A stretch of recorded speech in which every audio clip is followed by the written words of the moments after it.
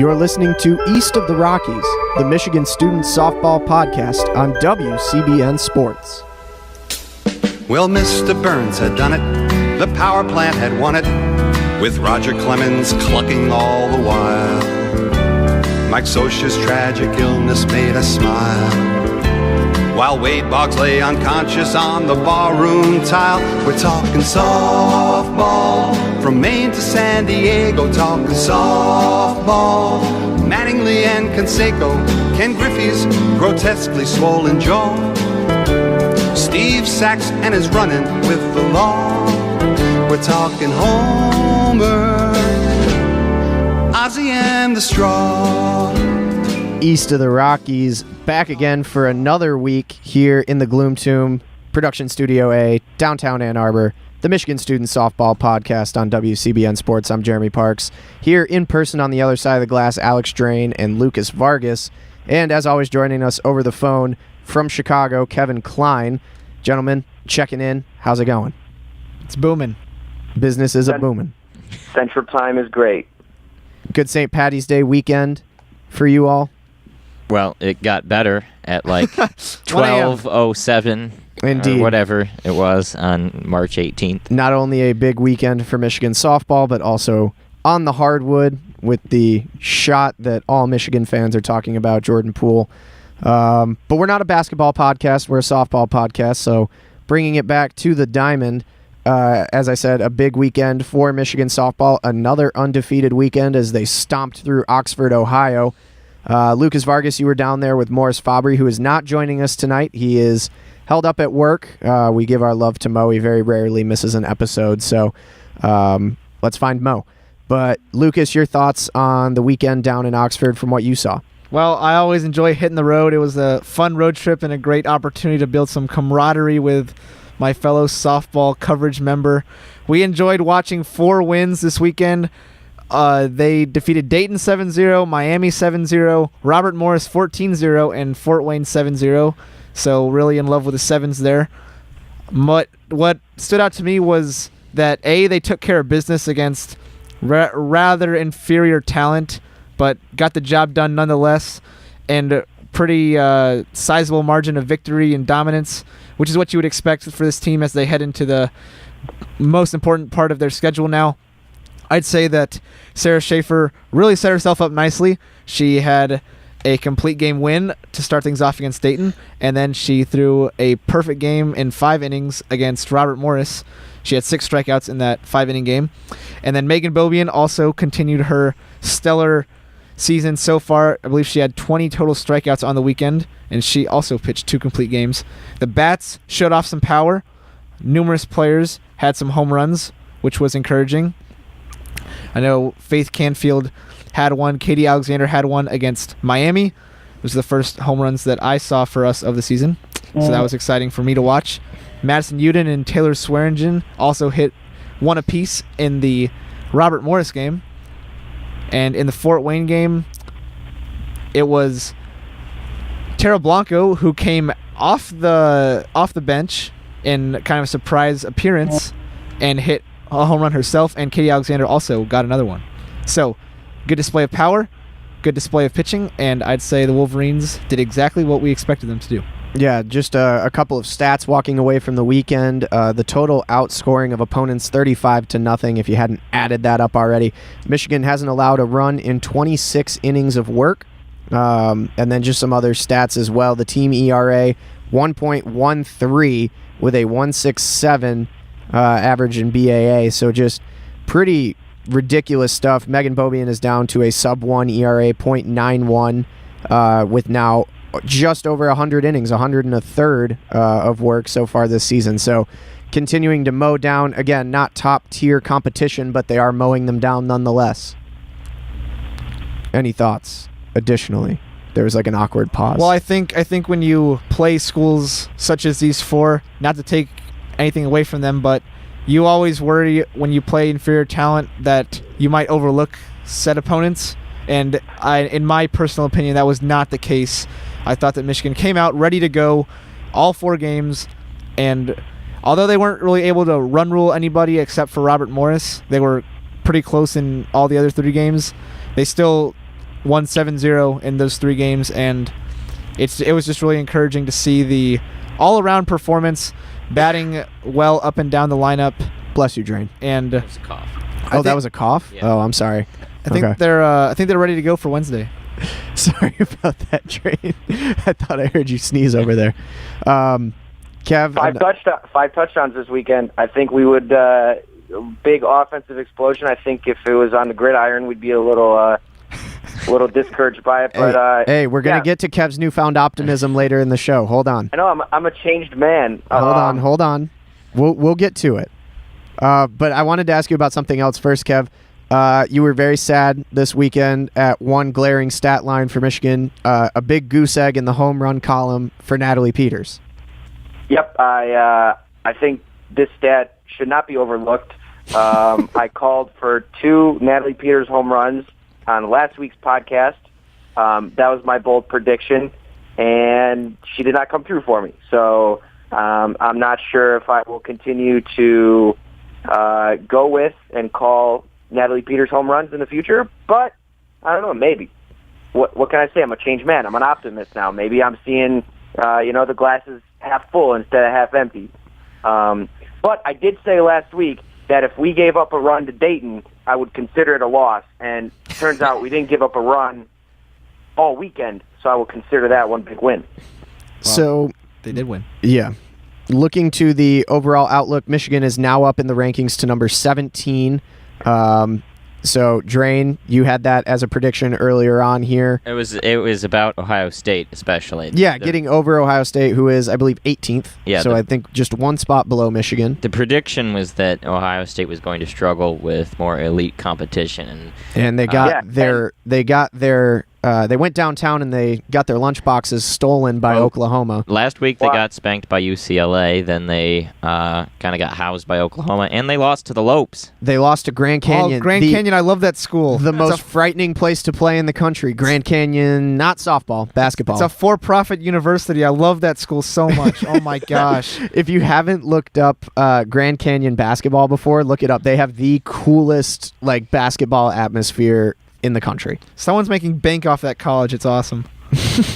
Hey, JP. Yo. Stick to softball. Huh? Stick to softball. Stick to softball. Okay. I'm sure their softball atmosphere is equally as cool. They got a big win against Ohio State, a Big Ten team, top 20 matchup.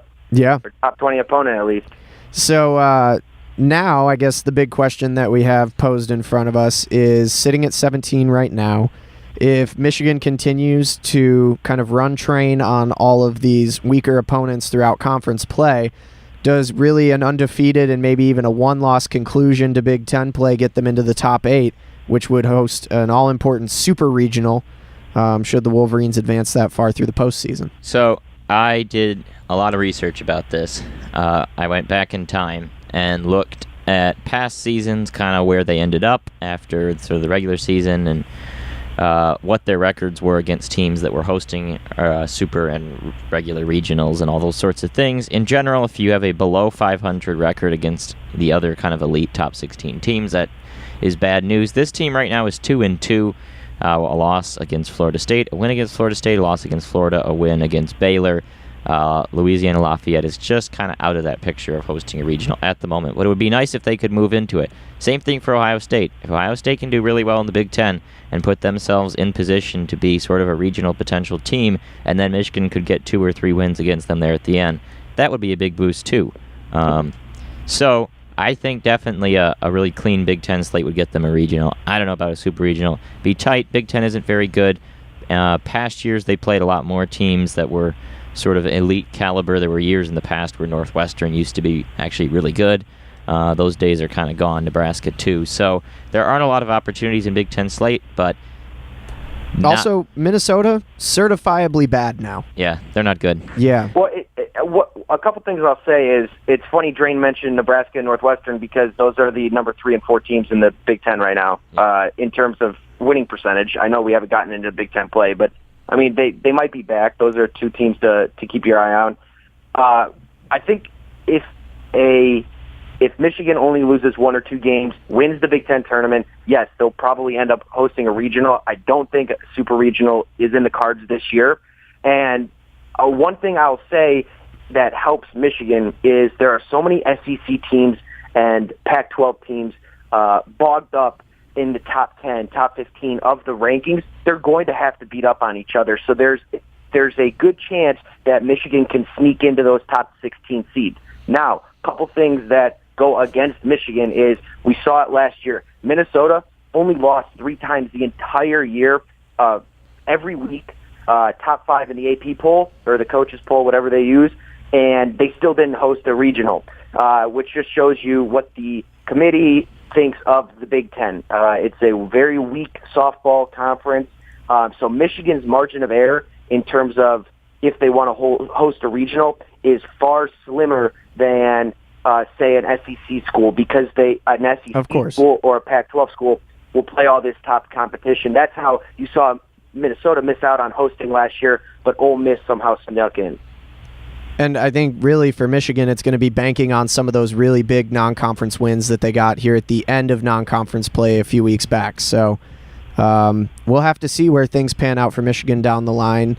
But again, the really important objective in front of them is to get out of the remaining Big Ten games with no worse than maybe one loss.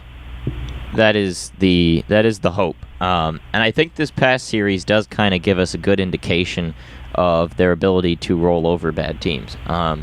Because when you look at, for instance, there's of these like final 26 or so games, you look at 10 of them, you have EMU, you have 3 games against Indiana, 3 games against Purdue, 3 games against Penn State. Those teams are all just as bad as some of the teams that were in Oxford. I mean, those records are atrocious. And what we saw in Oxford, just rolling them over, not even giving up a run. If you can go right through those 10, boom, run rules out the door. Good audible clap there. That was, yeah. You picked that up on the microphones. Yeah. If you can just sort of steamroll right through that can pick up a bunch of wins real fast. And you can argue that this week is like maybe the toughest week left on the schedule outside of the Ohio State week, because Iowa might be the best Big Ten team they play. So we'll see about that. It's a Jason Garrett slap, Alex. Drain, do you have any more to add on some of the stats here at the end, or should we move forward to Kev? We can talk about this. Okay. Kev was talking over the weekend about how this should be a little bit more defense and fielding focused, and I think we'll get into that when it comes down to the fun historical comparisons. But I was just stay tuned. I was just looking during a boring lecture today at which lecture? Which class? Com 102. Gross. Okay, continue. I had time to look these up. Team is number 7 in team ERA in the country, which is not surprising. Number 47 in batting average isn't great, but obviously, as we talked about on last week's show, just nasty splits between the first 12 games to now in terms of that. Number 2 in fielding percentage. All you fancy sabermetric fans, probably not big fans of fielding percentage, but it is something. The team's been pretty clean as a whole. And then just looking at Beaubien, it's really impressive, because I was looking at a blog I wrote for the site back in February about it. It was a season preview article, and I was like, Beaubien might get 20 outings or something. I mean, she already has 15 wins, and we're like nearing the halfway point of the season or right around it. Yeah. I mean she's been so much more than we expected. Number 6 in the country in shutouts. Number 24 in ERA, which sounds like a lot, but then you look at how much she's been shouldering in terms of the load. She has the second most appearances of any pitcher in the top 24. The only one is Florida Gulf Coast's single-inning closer. Third most innings thrown out of the top 24 pitchers in ERA. She's 7th in ERA among people having thrown 85 innings or more, and only 4 of that top 24 are freshmen, and Beaubien's thrown the most innings of all of them. Number 8 in hits allowed per 7 in the entire country. I mean, she's been so good, and especially for a freshman. I think we You know all... what? Yeah. You know what's something that pisses me off? I was very excited that when I saw Michigan was 7th in the country in team ERA. You know what pisses me off, though? It really grinds your gears. Yep. You know who's number 6? Florida. I'm surprised that Florida is at 6th, honestly, because last year it was pretty much number 1 all the way down, like coast to coast number 1. Yeah, I mean, the top 6 are just ridiculous. I mean, 4 teams have ERAs under 1: Georgia, Oklahoma, Auburn, Washington. But Florida 6, I would really like to be above them. But I guess I'll take 7th in the country. That's fine. And I do want to add on another idea here, and just kind of reflecting on non-conference play. Like, remember when we did worst case, best case scenarios at the start of the year? We said, like, best case was like 4 losses in non-conference, and the worst case was like 7 or 8. Like, I'm frankly kind of comfortable with the 6 losses. Like, I'm pretty ambivalent, especially if we can say that the 6 losses, like, if the price of losing those Virginia Tech and Texas games down in Austin was that we got a rotation, figured out, that we got a lineup figured out, that hitters have started to emerge. Like, if that's, the cost of having that stuff come together, like, I'm fine with 6 losses. Like, everything is sorted out. I feel comfortable about the way the lineup is rolling. The pitching staff is dominant. I'm feeling good about Big Ten play. I'm optimistic as Kev. So, yeah. All right. Join the club, man. So that's going to do it for the kind of last week's recap. Going to move on to Kev for a minute. We're going to focus on Kev. Long-running kind of narrative within WCBN Sports is that Kevin Klein, despite his Michigan fandom, and it is one of the deepest fandoms that we have, is probably the most pessimistic Michigan fan there is. Realistic, pessimistic. In Kev's book, it's about the same thing. Wait, quick, Kev. I have a glass of water next to me. Is it half full or half empty? It depends. I'll have to see it and see if it's actually slightly half empty, like more on the empty side or more on the full side. I don't know. I can't see it. I found out last week that don't have Kev a glass is a of stats water. guy. Yeah, Kev is a stats guy. So, but also worth noting that Kevin Klein, just absolutely like always on edge about Michigan athletics. The second something goes wrong, the program is burning down. Everybody needs to be fired, and he kind of owns that persona and really likes it. However, now that we know that Kev had a fun St. Paddy's Day on Saturday night, he saw the light somewhere in his stupor, and when the Jordan Poole shot went down, there seemed to be almost a sudden comical change in the entire Kev personality towards Michigan athletics. He is no longer pessimistic Kev, realistic Kev, whichever one you want to go for. But Kev, what's your new branding? I am Kev, the Michigan optimist. He believes in everything. I already beat you to that one. It's funny. I don't know what happened, but that Jordan Poole shot, I'm very optimistic now. I'm seeing the light, birds chirping, the sun is shining. But Beeline can keep his job. This sounds like Beeline can keep his job, exactly. This sounds like Saul riding on the road to Damascus, gets the blinding light, and then does a complete 180. Yeah. A little biblical analysis there from Lucas. Yeah, you know what? I'm more of an expert regarding Michigan softball. The Bible, I mean, maybe that's number 2. Maybe start a podcast on that. But you know what? It was Kev 3:17 instead of John 3:16. That was the day that he saw the light. Exactly. I think we might market Kev 3:17 shirts. I'd buy one. Austin 3:16. A little shout out to Stone Cold. And now that I'm out of college, I can use my likeness to profit. So there you go. You can put my face on it. Yeah, exactly. We actually had members of WCBN who had left the game to go watch The Bachelor. Okay, come on. It was a joke. Kev turned the game off to watch The Bachelor. Just kidding. He probably wasn't even watching the game. No, I was watching the game. What happened was I was so furious when Michigan was down by 4 or 6, and I thought they were going to lose. And I jokingly put a message in the group me about how I'm going to go watch reruns of The Bachelor. So I got a lot of flack for that at the end of the game, but I did watch the entire game. So perhaps the most interesting turn of events in the kind of WCBN season here was a little something we're going to call Kev's romance. Oh, God. I think Kev found love on St. Patrick's Day. A love that has proven to be a bit more fickle than initially thought. I'm just going to give a little background here. Do you like that old, that little guitar riff there, though? That's from the old WCBN Bachelor podcast, Thorns in the Rose. Shout out Leo Blavin and Danny Ryan. It's a good little kind of romance riff. But anyways, Kev received a text message from an unknown number on, was this Sunday morning, Kev? Yes. Saying, hey, this is Megan from last night. But it's also sent from a 734 area code, meaning like Washtenaw County. And Kev did not recall meeting anybody named Megan on Saturday night. And we did a little research, only to find out that Megan had met a wonderful man named Kevin at a bar called what, Kev? The Drunken Monkey. At the Drunken Monkey, which, much to everyone's surprise, is not located in Chicago whatsoever, which is where Kev is located, but actually in Fort Collins, Colorado, making absolutely no sense, right? It was funny because I once she said that, I looked up the Drunken Monkey, and I was like, well, I was definitely not in Colorado last night. I was probably at a bunch of different places. Colorado was not one of them. So I'm like, I think you have the wrong number. And she's like, well, your name's Kevin, right? I'm like, yes. You have a beard, right? I'm like, well, scruff, but I mean, on a good day, maybe a beard. and then she's like, and she has a 734 area code, like.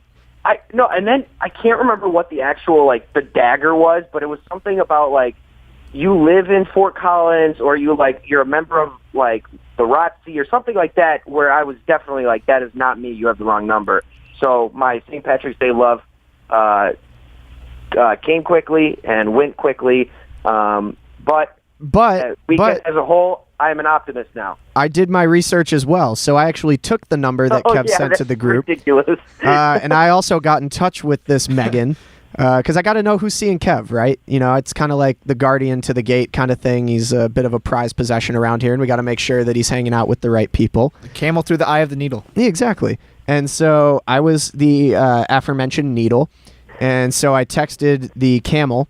And that's a horror. Yes. Yeah. That's, yes. Yeah. No. Stick with it, please. If we're sticking with the metaphor, and I said, I see you were hanging out with my boy Kev last night, and she replied, you should tell him to text me.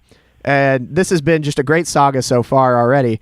And then she texted me yesterday and says, do you live in Fort Collins, or FOCO for short? FOCO. And so now we are completely confused. So if anybody has any detective skills or any connections where they can look up phone numbers, we not only now know that this is the wrong Kevin, but as a podcast that believes in love and as a podcast that is, very nice to people, we'd like to find Megan the right Kevin. So if your name is Kevin, and you were at the Drunken Monkey in Fort Collins, Colorado on Saturday night, let us know. Or if you know of a Kevin that lives in Fort Collins, Colorado, that was kissing a girl named Megan on the cheek, let us know. So we're going to also play a little bit of matchmaker here, a little Cupid. But that would have been the perfect dawn to Kev the Optimist to all of a sudden partner up with a girl and start going steady. It would have been Kev has fully 180'd. I mean, it would have been probably the craziest 24 hours of my life to now look at Michigan athletics in a positive lens, an optimistic lens, and find a match made in heaven for myself, all in 24 hours. I don't know how I could top that. Hey, Kev, Michigan Gymnastics Big Ten regular season champions. Yeah, I know. So that's going to... No, go ahead, Kev. I just said it's a big regular season win. Yeah. Big tournament or championship this weekend. We're kind of at high tide of Michigan athletics right now. Yeah. We have the softball home opener tomorrow. We have baseball back in town. We have the hockey tournament this weekend, basketball tournament this weekend. Swimming, men's NCAAs. Mm-hmm. Yeah. So speaking of all of those sports, we're obviously a very kind podcast in terms of romance. So that's going to do it for Kev's romance. And it's actually going to bring us into another romance that we all have here on the podcast, which is the sport of softball. Some sad news. Oh, that segue, 10 out of 10. Thank you. However, sad news from just down the road in Ypsilanti today. Eastern Michigan University dropping, among other sports, the varsity softball program at the conclusion of this season in an effort to save money. So in addition to softball, they're also dropping men's swim and dive, women's tennis, and the wrestling program out of the MAC conference. So As fellow fans of softball, it's never something that you want to see, but we just wanted to take a minute to acknowledge that and then also send our best over to our friends in Ypsilanti at Eastern. If you have financial means and listen to this podcast and you're looking for a place to make a difference, sounds like the softball program at EMU could soon be in need of some assistance. It's going to be their last year as of right now. So and go ahead, Kev. If you have those financial means, I think you might have a coaching staff right here at this podcast as well. Yeah, I mean, work for free. Yeah, if you ever want to hand over the reins to a softball team, we're softball guys. So again, but very sad. So we just wanted to mention that as well. Our thoughts to EMU over there in Ypsilanti, just good friends. And it'll be sad not seeing an annual Michigan EMU matchup, a little midweek maction. Going to be down one member next year. So a bit of a solemn moment. But that's going to do it for all of the romancing, all of the sad stories, Kev's lost love, the loss of an important varsity program. And we're going to transition now over into really where Drain is going to have his time to shine. Always the big research man. We mentioned that we wanted this podcast to maybe have a bit more of a defensive focus this time around. And so Drain has gone back and has done a little scouting back to fun historical comparisons. Too. Oh, Kev did as well. Okay. Yeah, come on. Hey, I wasn't just trying to find love this weekend. I was also trying to, show some love to this podcast. I am more of a science guy. Wait, hang on. Let me pull up the soundbite again. Do do do do do do. There's right. way too much a cappella singing on this podcast between the opening song last week and what JP 2 weeks ago. 2 weeks come out ago. of his mouth. Oh, that was a Was that fun 2 one. weeks ago? When we were in the closet. Yeah. Yeah. Yeah. Anyways, Drain, Kevin, fun historical comparisons. Let's start with pitching. Take it away. So I'll start by saying that I went back and counted the amount of runs given up by teams of past Michigan years all the way to 2005 through their first 28 games, and then just kind of went from there and looked at how those seasons ended up, and then also looked at who the pitchers were, what years they were, because obviously Michigan's in a very unique situation with two freshman horses in Schaefer and Bobian. So as a whole, this is the fewest runs allowed through 28 games at 32 since 2005. And it's by quite a bit. I mean, you look at those, even the Romero years that were good offensively, they gave up 83, 51, 65, 78. Michigan's only given out 32 through the first 28 games. Really remarkable. The 2005 squad gave up just 27. So that is kind of the peak of how few runs you could give up. But as a whole, really remarkable stuff in that regard. Kev was looking at a couple years in particular. I just think the 3 years, obviously this 2018, just because the current year, and then trying to compare it with other memorable years.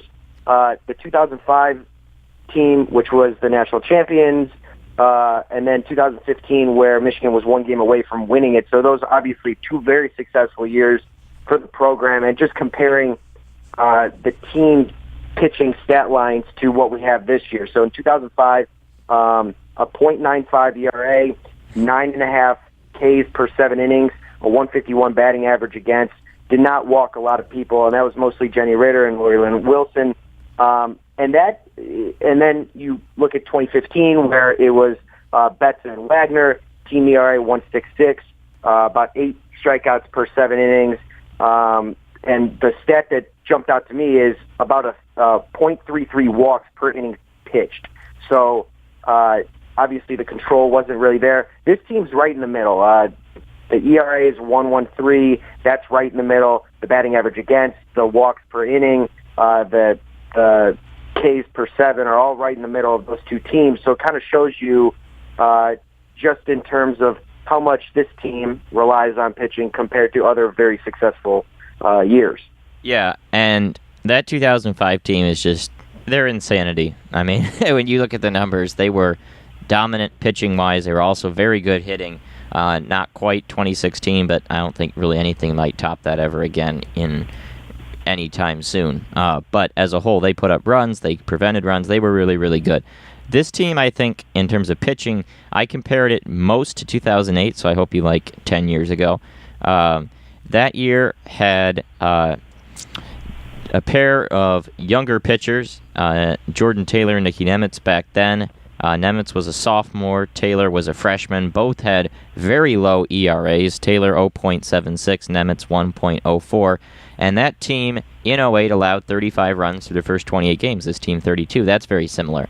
Also similar, this team has scored 139 through their first 28 games. That team scored 136 through their first 28 games. So those two align very closely. That team didn't play a whole lot of teams. They went 48-6, got a number 4 seed in the tournament. This team probably isn't getting a number 4 seed, but it could go, somewhere in the neighborhood of 6 losses. So I think that's probably the best comparison. And when you're watching this team, if you're looking at like 2016 as a comparison, this team is kind of the opposite of that, but not necessarily bad. Just that you're not going to have 12 to 10 games. The 2016 team averaged 9 runs a game. This team is not doing that. When you see this team play moderate to good teams, you're going to see, close 3-2 type games, not 12-10. There aren't going to be a ton of homers. So that's kind of what we're dealing with, but 2008 was a very successful squad. I think this team has the potential to do it too. It's just in different ways. You have to readjust the way you watch softball compared to say 2 or 3 years ago. When Drain put that information out there and I kind of looked into it, and he said the biggest comparison is that 08 team. I just thought it was so interesting to see how close the offense and the pitching is compared to this team. It's almost an identical representation of it. I think that's a pretty accurate analysis from our boy Drain. Look at that research, buddy. He is like, I don't know. What's your intended major at this point? Because research could be a calling for you. Political science. Okay. I'll take the time then, since there's also a little research kind of segue, to make my very important announcement as well. JP likes research. JP's also going to stay at U of M for another at least a year. Master's program time for old JP. Time to do some research, but also on the more important kind of note there, more softball. I'm never leaving. I'm going to be like Morris. JT Barrett. JT. I came to play school, though. Oh. And softball. Yeah, you're just going to keep being here. It'll be season 10. Rain is the so Rockies. excited for another year of JP. with my little brother.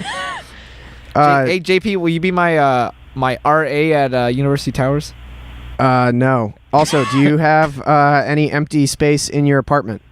No. No? You can stay on our couch, though. Yeah, because the other part about getting your grad school acceptance and making your decision second semester is that everybody already has their housing. You can. So if there are any Ann Arbor area landlords listening to the podcast that are friends, you can stay on the floor with me and Teddy. Yeah. Hey, don't they have a couch in the basement of the student activities building? It's not really a couch. It's like modular furniture. There's no arms. Put them together. Wasn't there the couch in the WCBN there's lobby? The WCBN couch, but I think it's been multiple people have had sex on that couch. It is guaranteed. It's probably been urinated on. There are a few, yeah. Yeah. Hey, hunger never saw bad bread. Well, yeah, it did. So JP, I'm just saying, no bad versus the WCBN couch. I think you got to go with the WCBN couch, but hopefully it doesn't get to that point. Yeah, so we're rooting again, for you, buddy. Local Ann Arbor area landlords. If you know of anybody in the local area that is renting or anything that's kind of cheap, JP's also looking to fall in love with a couch.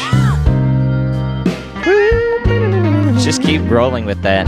I keep closing it and then pulling it back open because love is a theme today. We also had some hitting comparisons too while we're on the topic before we segue into some Wednesday action. Hit it.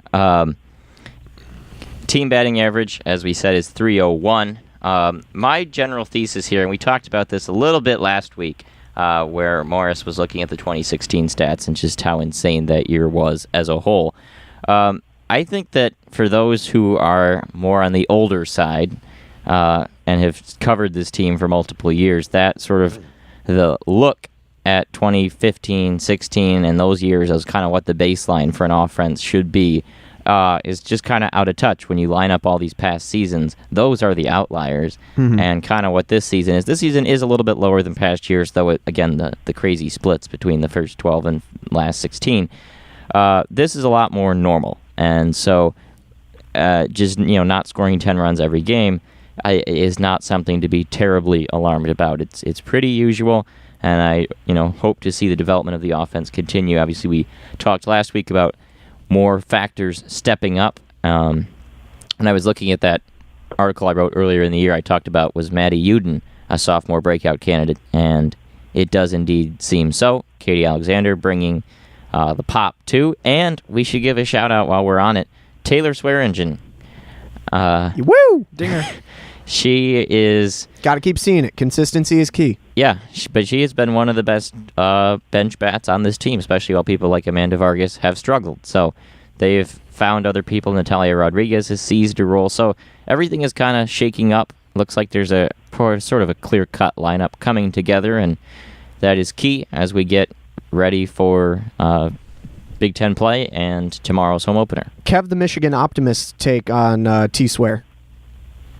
Listen, I don't have, well, yeah, wait, time out. She's batting .364, a home run, 3 RBIs. That's fine. I have more of an issue with Alex Drain calling out my player of 2017, where I was on Team Vargas all throughout the year. So she was a very good bat all throughout her career, 4 years. Solid. This show is all about the recency. What have you done for me lately, Kev? Well, I'm still on Team Vargas because I haven't quit the team yet, because I'm not a quitter, because I'm an optimist now. Ooh. But he's a habitual quitter from the past. It's a hard trend to break. But as of March 17th, I am a changed man. I do not quit. I'm still on Team Vargas. Kev 317. Ooh. Exactly, yep. All right. Let's see. Moving on. Normally it's been the weekend preview in the past, but guess what? We are finally to some home games here at Alumni. We're Tuesday night right now. We've got softball at home here in Ann Arbor tomorrow at 4 o'clock, Michigan and the Chips. So it's actually going to be our week in parentheses and at the end of those parentheses preview. So get it? Like week end preview. Bangarang. Hey, JP, idiom of the week. If you ain't at war, you better be preparing for it. Okay, so we got a little midweek Maction coming up tomorrow, as we said, Michigan and the Chippewas, and then we will get to some Big Ten play. Michigan will have their one game at Alumni, and then we'll ship out to the cornfields of Iowa for a series against the Hawkeyes. Meanwhile, Ohio State will go and play in Bloomington against the other Uden in the Hoosiers. So, yeah, we've got kind of a full slate coming up here. We're keeping our eyes in the rear view at OSU, as well as keeping an eye on Iowa here as well. So we'll start with CMU. Tomorrow's game at 4 o'clock on WCBN FM 88.3 in Ann Arbor, the on-air game of the week. Softball finally back home, which finally means it's back on the airwaves as well. And as always on youtube.com/WCBN Sports, all about #TheBrand. CMU 9-11 this season. Not really a good team. They don't have any quality wins to stack up yet. Drain, Lucas, Kev, your thoughts on the Chippewas? I'm more concerned, is tomorrow Dollar Hot Dog Day for midweek Maction at Alumni? Hot diggity dog. They didn't drop it, but also kind of falls in line with the absence of C. Rich this season. Well, by the way, 2 years ago it was Mary Sabonik, so who's going to be the player this year? I'm just going to tell him someone sent me, I better get a Dollar Hot Dog. We didn't mention this. Leah Crockett, no longer on the team roster, we forgot to mention that at the start of the show, is now officially in a managerial capacity with the team. Shout out to Mark Meyer and Karen Zaruba, big fans of WCBN sports softball coverage, family friends. They were in Oxford. You normally don't say names, just say sources. It makes it sound more professional. But yeah, they obtained that information talking to communications staff people. So good to know that Leah is not deceased and that she is still with us, but just not on the roster and serving in other capacities. Yes. So just a side note, but back to CMU. Also, quick shout out in the notes as well to CMU women's basketball for making the Sweet 16 by beating Ohio State. As they say, go south until you smell it, and then go east until you step in it. Continuing. Yeah, you just got it, right? Okay. Yep. So yeah, CMU not really a good team. They lost to Wisconsin, also lost to USF, who Michigan lost to too. So whatever. 3.05 team ERA though. So the it's not the lumber, so the aluminum. Get the aluminum ready to go. They've got good hitters, and they actually are a pretty good hitting team. Their batting average as a team is pretty similar to Michigan's, but their pitching staff, not at all.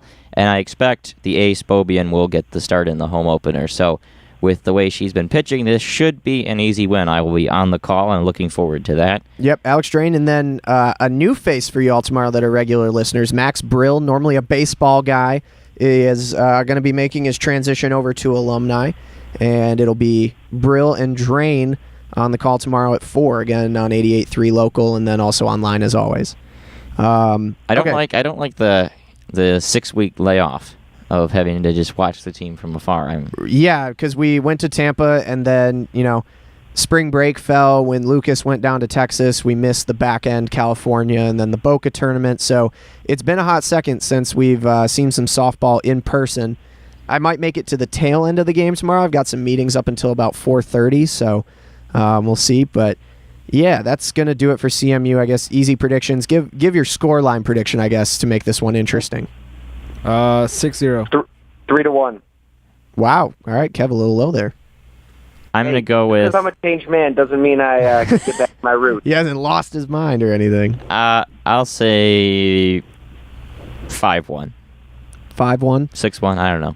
I am of the variety roughly 8-0 and 5. Uh-oh, the Bulls back. You didn't have me on the pod last week. I hope somebody gave me a 4-0 weekend We all prediction did. for Oxford. Run the table, baby. Run the table. Run the jewels. Foot on the gas. All right. So that'll do it for the midweek action. And then we move on to the weekend action in Iowa. 2 day games, 1 dusk game. So all importantly, avoiding an Iowa home game at night is always important in all sports. Yes, thank JP, you. you know what they say? What do they say, Kev? Nothing good happens at Bob Pearl softball field at night. There's nothing like a Bob Pearl game at night. Or nothing like a night game at Bob Pearl. Yep. And then across the yard at Kinnick. I have I have some fun facts about Iowa for you guys if you want them. What you got? All right. Iowa is the only state to start with 2 vowels. Really? Yeah, think about that. I have a scientific theory about Iowa as well on why they play so well. What about Wyoming? Because sometimes Y and W. No, W, sorry, not Y. Oh, come on. Yeah. All right, I got one. Sometimes Y and W. Wyoming. No. W's not a W. vowel. Yes, sometimes A-E-I-O-U, sometimes Y and W. Yeah, W. Oh, man, this is rough. That's a thing. So that's like 4 vowels in a row. Really? Okay, There's guess 2 what? Guess U's, who- a Y, and an O. Is W a vowel? Which I guess All right, technically would make Iowa the only one that begins with just 2 vowels. But Wyoming would be 4 vowels. Yes, 2 they're U's, a Y, and an O. Okay, they're called Wait, semi-vowels.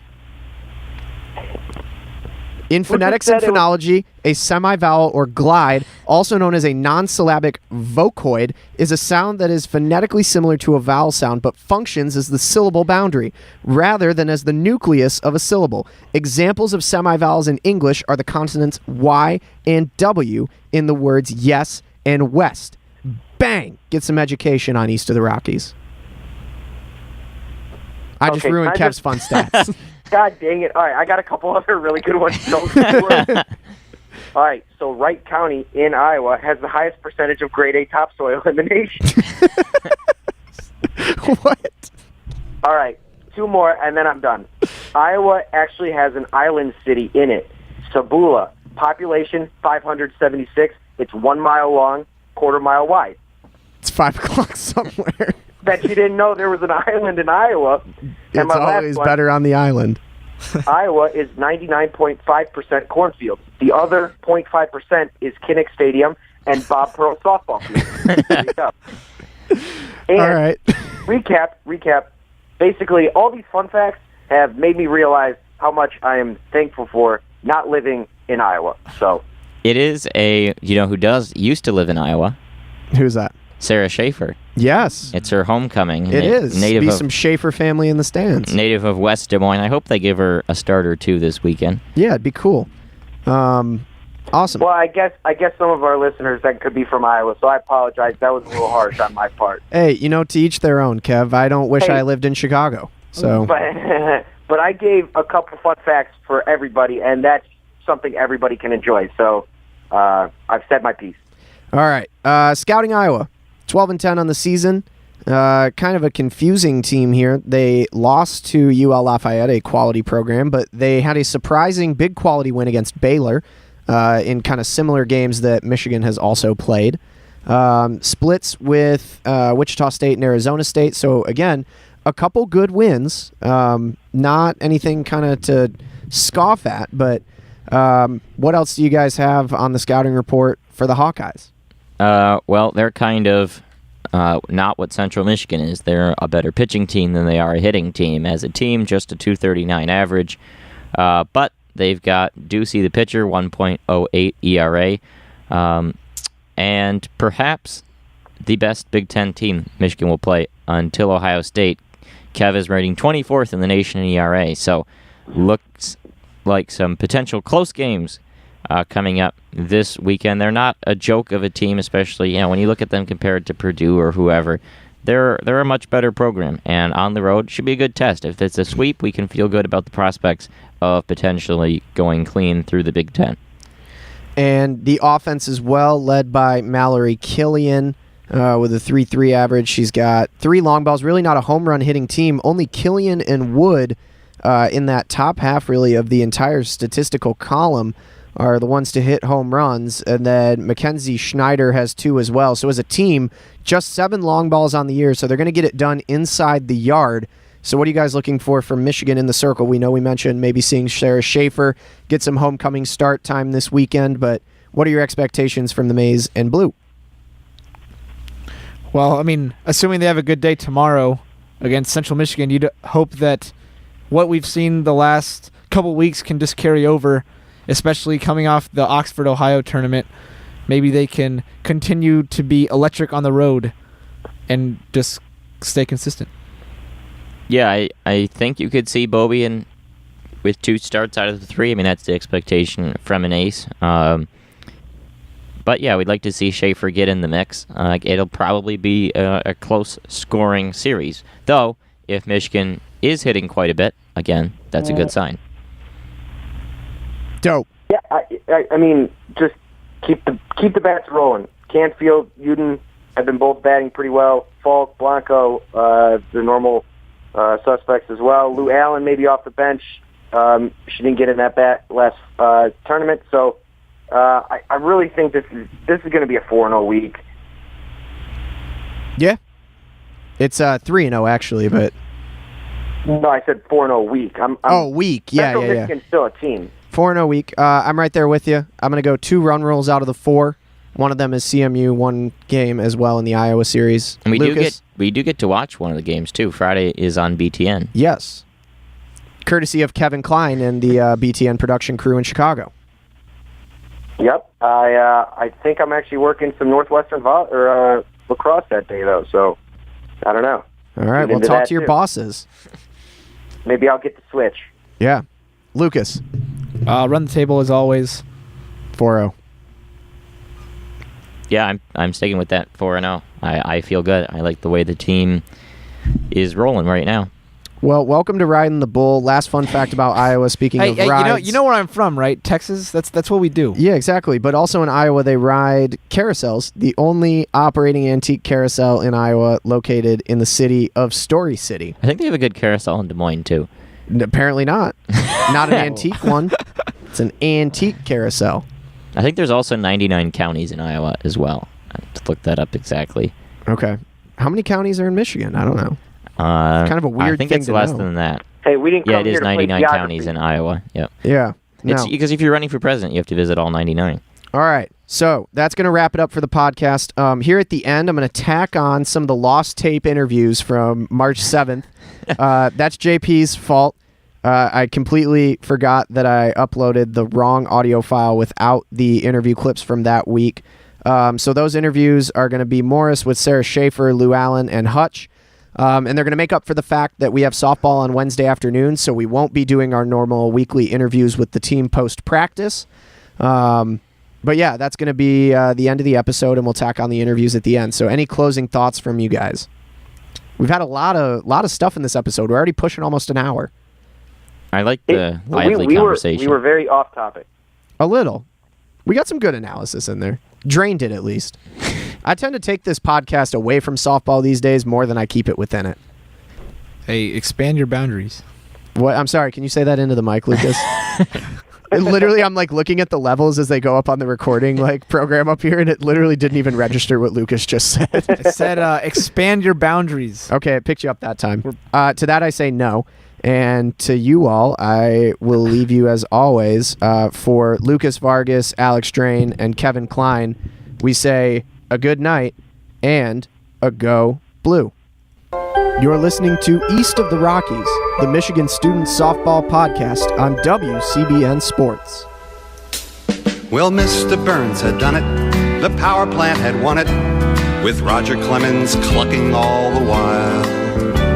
Mike Scioscia's tragic illness made us smile, while Wade Boggs lay unconscious on the barroom tile. We're talking softball, from Maine to San Diego, talking softball. Mattingly and Canseco, Ken Griffey's grotesquely swollen jaw, Steve Sachs and his running with the law. We're talking Homer, Ozzie and the Straw. And now it's time for interviews. All right. My name's Morris. Nice to meet you. Nice to meet you.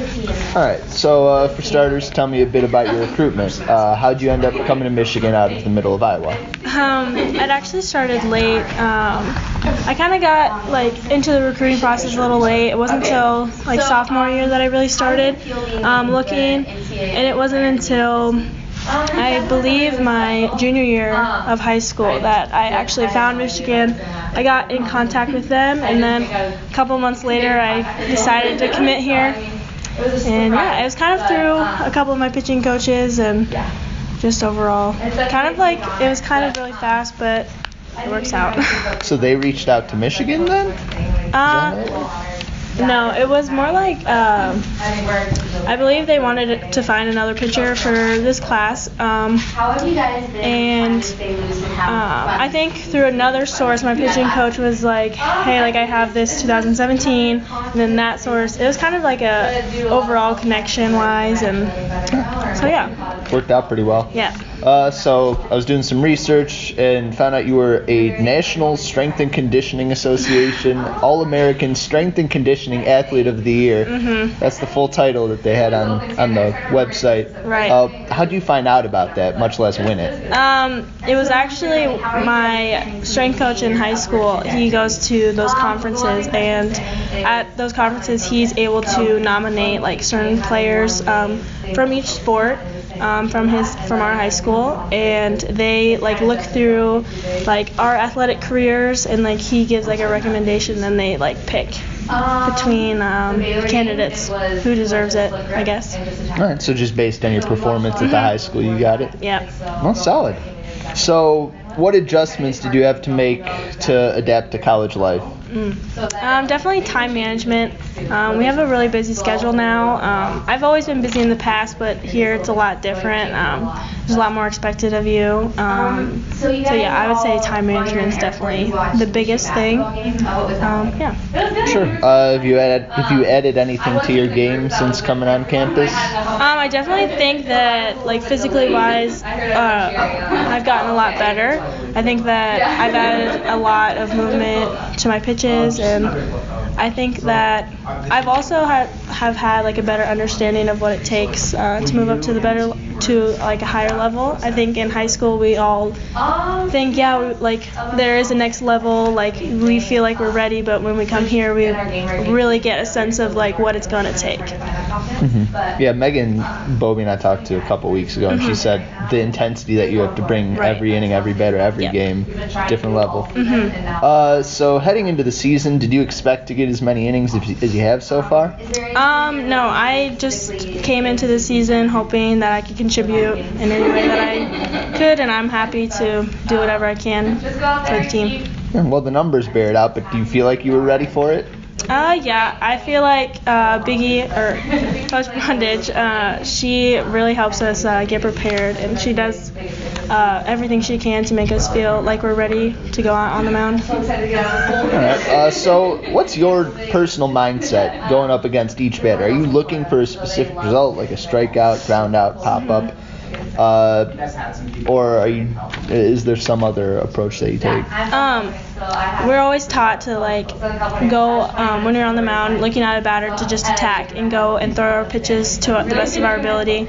And my personal mindset is when I throw a rise ball and a drop ball, and my goals for those pitches are for a drop ball to get a ground ball, or rise ball to get a pop up, or change. And I also throw a change up, and that's just get them off balance. Those are my biggest the biggest mindset for those pitches, and if I get a swing and miss, that's even better. All right. Is there any chance we'll see a hit this season?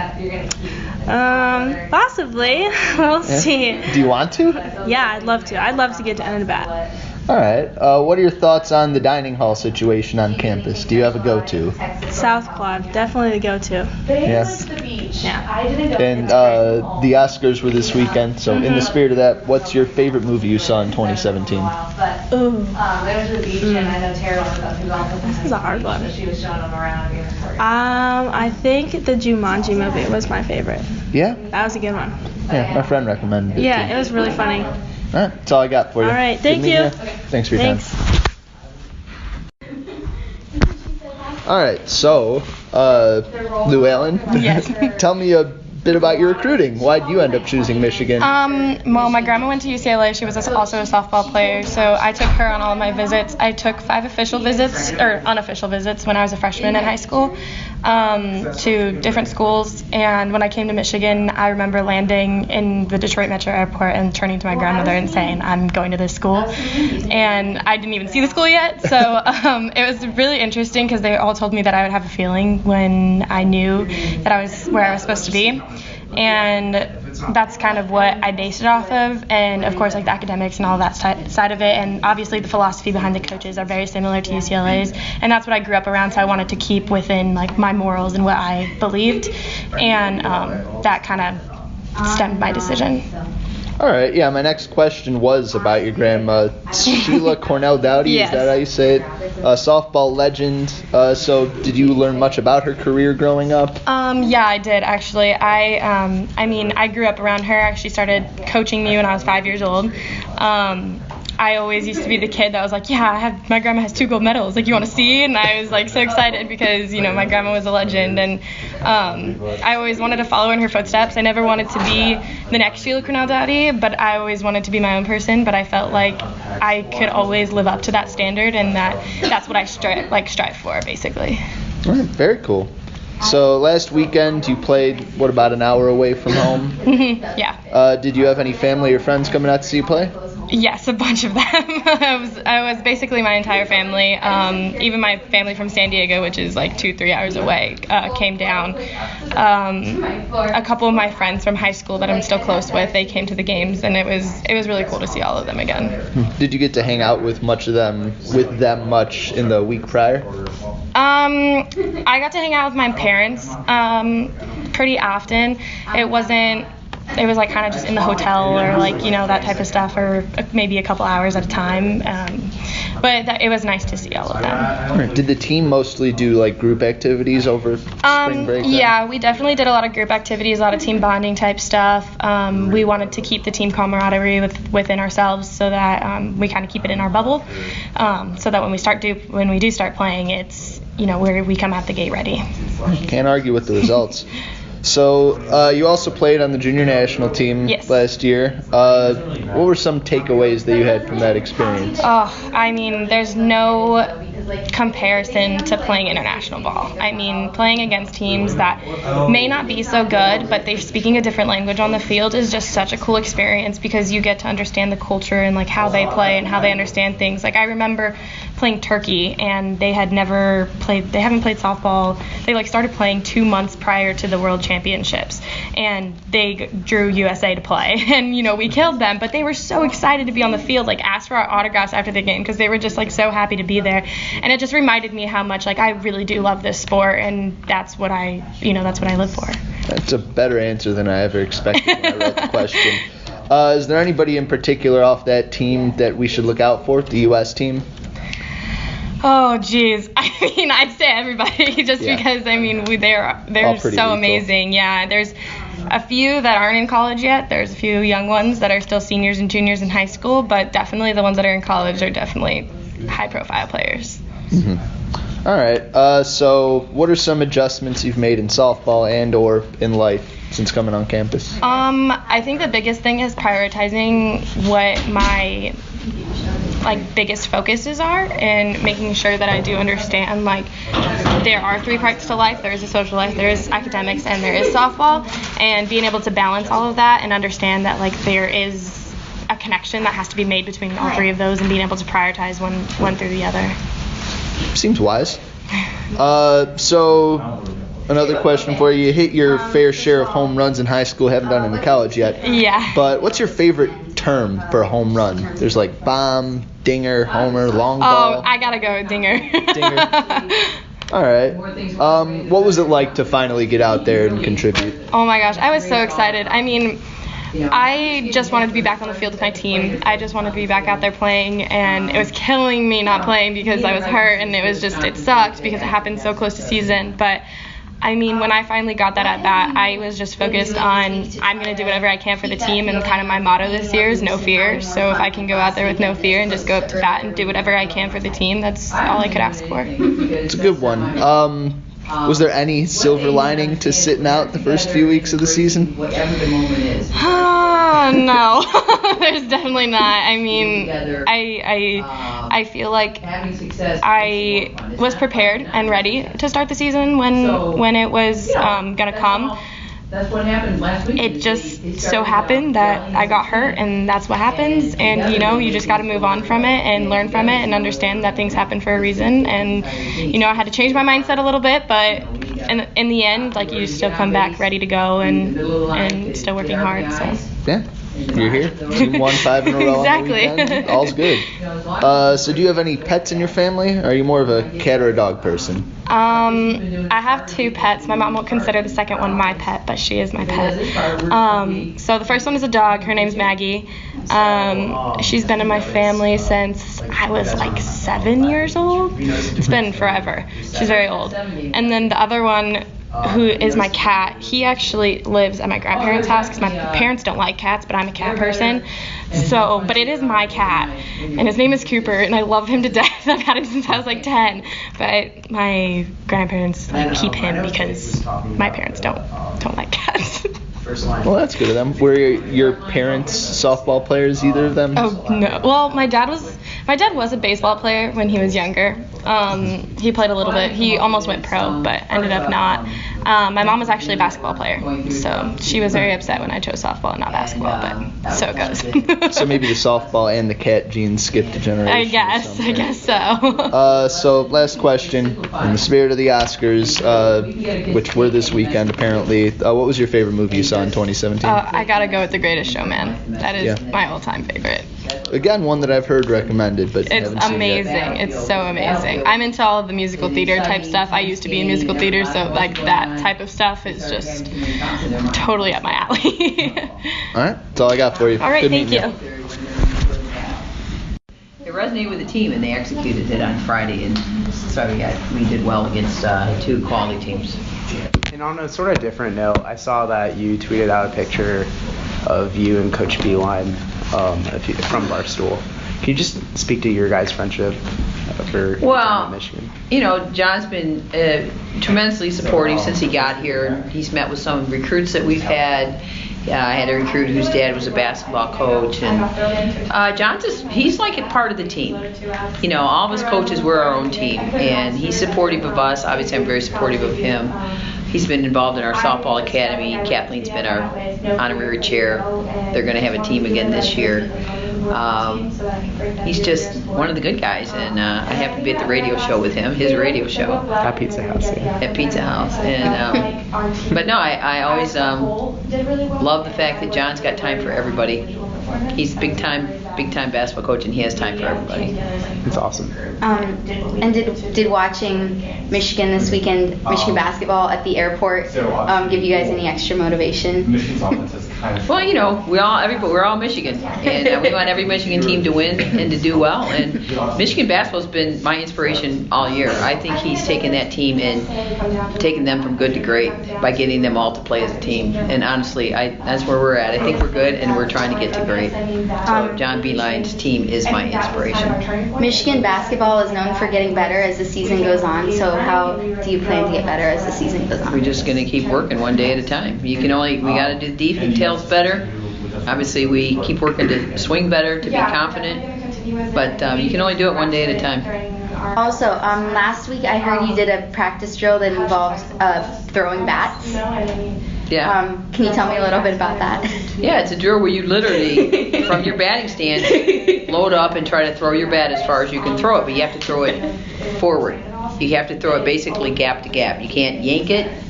You can't throw it behind you. And it works on the feel of getting big and throwing your barrel out there, and how to load into your legs and really throw it. But it also will expose your swing if you tend to get your foot down and yank through it. And so it's actually it's a pretty common drill actually. So I thought it resonated with the kids. I think they understood and helped it. It helped their game. I think I did that back when I played baseball. Yeah. So hopefully I don't have any overlap. I came to the table kind of late. But when you're choosing a pinch hitter or a pinch runner, what factors go into your decision-making process of who to choose? Well, sometimes we look. We feel like in I forget what game, but that their pitcher was starting with the lefty portion of our lineup. So that's the day we brought in Scavars. A couple times we brought in Scavars and Kenzie. We felt like a lefty was the way to go. Sometimes, you know, who's had good at bats in their previous outings, who has looked good in practice. Pinch running wise, you know, we always have a couple kids that are if they're not in the game, like Thais is a pinch runner when she's not in the game. Wald is basically our top pinch runner. It's her top role. Sometimes I'll save her. Sometimes I have to save a pinch runner. And really, what goes into that? We're just trying to strategize what's our best opportunity to score at that time. Sure. And, but you have to look ahead to where the game could be. One game in the tournament, we saved Wall because we looked like we were going to get to tiebreaker. And the tiebreaker would be the last runner on second base, so I would pinch run for if it would happen to be Tara or Aiden or somebody. And so you'll save somebody in that setting.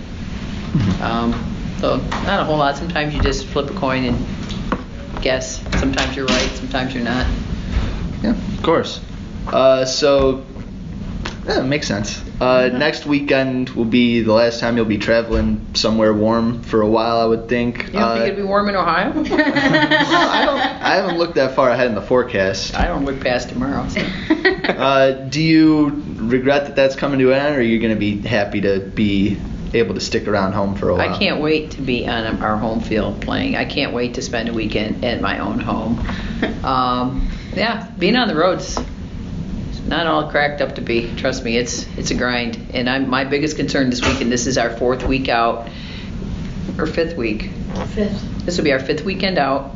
We just got off a 9-day road trip, coming off of 2 long weekends. I'm a little concerned with just their ability to keep their energy up. Honestly, you get wear. There's a wear and tear effect. Mostly wear. It's your guys' 3rd time back in Florida, right? Mm-hmm. Yeah. And I go to Florida because it's easier to get to. Like going to California sucks. That's a long trip. And even going from Boston, we left our hotel at 10:30 in the morning, and we didn't get to our hotel in Fullerton until 6 California time. That's a long day of being in planes. We went to Denver. We sat on the plane because we didn't get to change. It's wearing. So going south is a much easier trip for us, and there's good competition everywhere, and hopefully good weather. Plus no time zone difference. Right, time zone difference is huge. Like we're all, I think, personally suffering from jet lag. Once you're in Cali for 9 days, you're on that time. So I haven't slept well since I got home. All right, got 2 more for you. Your team hit a few big home runs this weekend. What's your favorite term for home run? There's, bomb, dinger, long ball, tater. Win. I don't really have one. I mean, that's fair. Dinger got to be cool a couple years ago when the team in 2015 was hitting a lot of home runs, and they bought me a pizza for April Fool's Day, had delivered to the field in the middle of practice. I'm like, who's this pizza guy walking up to me at home plate? And I opened it up, and the pizza in pepperoni said Dinger. So I had to appreciate that humor. I actually loved it, and the pizza was fantastic. Yeah, it's phenomenal. And finally, the Oscars were this weekend. So, in the spirit of that, what's your favorite movie that you saw last year? Oh, God. Okay, I only saw... I don't go to movies. I went to one. I can't remember what it was. Like, what's your favorite movie in general? My favorite movie ever is The Fugitive. It's the only movie I watch every time it's on. Harrison Ford and The Fugitive. That's my kind of movie.